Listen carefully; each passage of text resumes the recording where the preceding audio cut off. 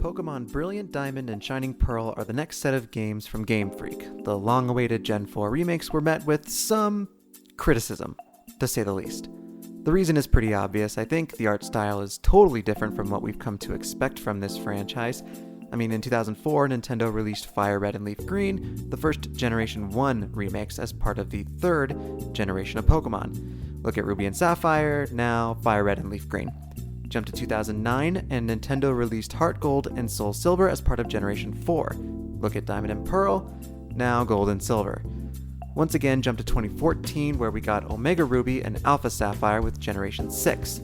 Look at X and Y, and the Gen 3 remakes. Now look at Sword and Shield, and yeah, you see the problem. It seems like it didn't need to be spelled out in that way, but it did. That's not what this video is about. I have a conspiracy theory, the best kind too, the one that isn't based on any articles or interviews from reputable sources. Nope, just my perfectly rational, totally unquestionable brain. I think the Generation 4 remakes were originally supposed to come out on the 3DS with Generation 7. Generation 7 released on the 3DS in November of 2016. The Nintendo Switch released in March of 2017, and it didn't take long for Nintendo to see the massive success that the Switch had become. This would mean sudden changes in development priorities for big-ticket franchises like Pokemon. In November of the same year, Nintendo released basically the same game in Ultra Sun and Ultra Moon, really the only way to play Generation 7. It is my tinfoil hat belief that these games were originally supposed to be Diamond and Pearl remakes, maybe released a year or so later, but I think due to the success of the Switch, Game Freak was forced to switch production from the 3DS to the Switch for all future titles. I think the Let's Go games were already far into development for a November 2018 release, but releasing a quote-unquote brand new Pokemon game on the 3DS may have seemed like a bad idea at the time, and what was needed was a release for 2017 to keep the fan base happy, so they took a low-risk approach. Game Freak is about to abandon the 3DS, but not quite yet, so they repackage a game and its assets, add a few bells and whistles, and boom, Ultra Sun and Ultra Moon. So Let's Go Pikachu and Eevee get announced and released, and they see that the fans are foaming at the mouths for a mainline game in a similar style. So Nintendo has Game Freak shift once again their development priorities to start the 8th generation, Sword and Shield. This shortened timeline might help explain why these games suffer from a lack of things to do once you finish the main story. I mean, post-game content has never been Pokemon's strong suit, except for Generation 2, but that's kind of an outlier. Really, the greatest offense that Sword and Shield has made for me is that they have the nerve to cost $60. This is not a $60 game. This might have been, but that's not what we got, is it? Anyway, Let's Go games come out in November 2018, Sword and Shield a year later because we're all impatient gremlins. A smaller team wraps up the DLC for 2020, a pandemic hits, and now they've got to dust off the original assets for the Generation 4 remakes. And that's when they realized they can't make it in a similar art style to Sword and Shield. So they say screw it and just go for it with the original chibi art style meant for the 3DS.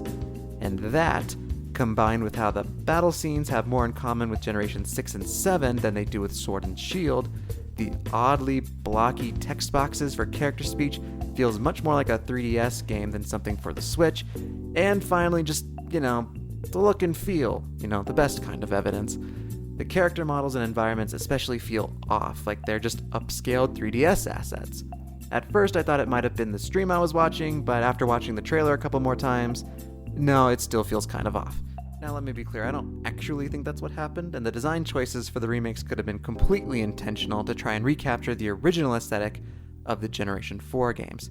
However, all is not lost for you Diamond and Pearl diehards, because as part of my conspiracy, I believe there was enough people within Game Freak to convince Nintendo to let them make Generation 4 in the 8th generation art style. And that game will become Pokemon Legends Arceus. I'm more excited about this spin-off than the remakes. It's different and it has a lot of hidden potential because, well, we don't really know what it is, do we? Is it an MMO? Is it something like Colosseum or Gale of Darkness? Why does it run at the frame rate of a PowerPoint from 2003? I have so many questions, but honestly, I just hope they take their time with it. I'm secretly hoping that this early 2022 release date gets pushed back to November.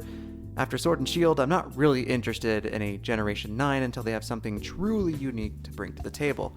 Yearly releases and DLC have been the death of so many franchises, and I don't want Pokemon to fall into that trap. If it turns into a Call of Duty style of development where one year we get a mainline game, the next we get a Let's Go game, and the third year we get whatever Legends turns into or some other spin-off franchise, I don't know. I think I'd be perfectly fine with that. I'd rather wait 6 years for one great mainline game rather than get 6 crummy mainline games in the same time period. One thing's for sure though, no matter how many people on the internet are upset about a Pokemon game, they're going to buy it anyway.